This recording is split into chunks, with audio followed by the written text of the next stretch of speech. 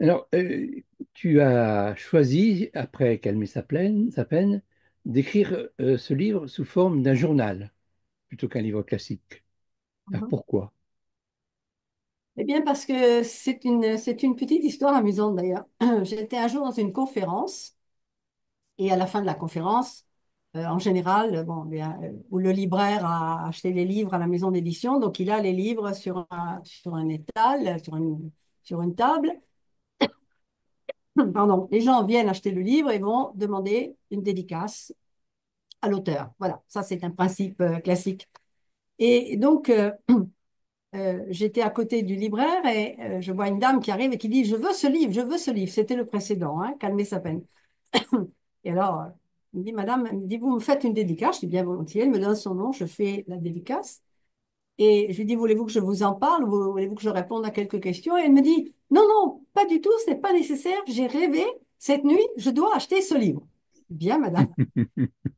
Ils en parlent, me dit non, non, pas du tout, c'est pas nécessaire.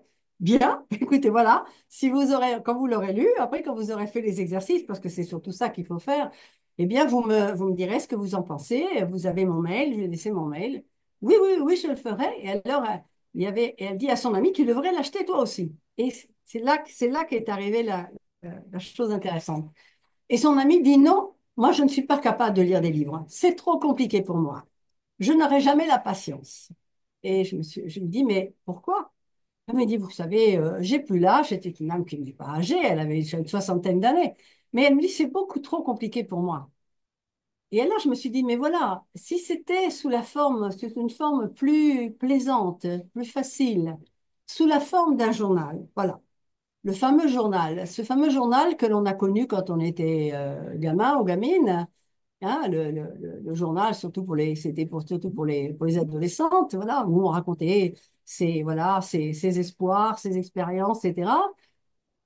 Mais en faisant une recherche, je me suis rendu compte qu'il y avait énormément de gens qui avaient écrit le journal. Il n'y a pas que le journal pour les jeunes, les enfants.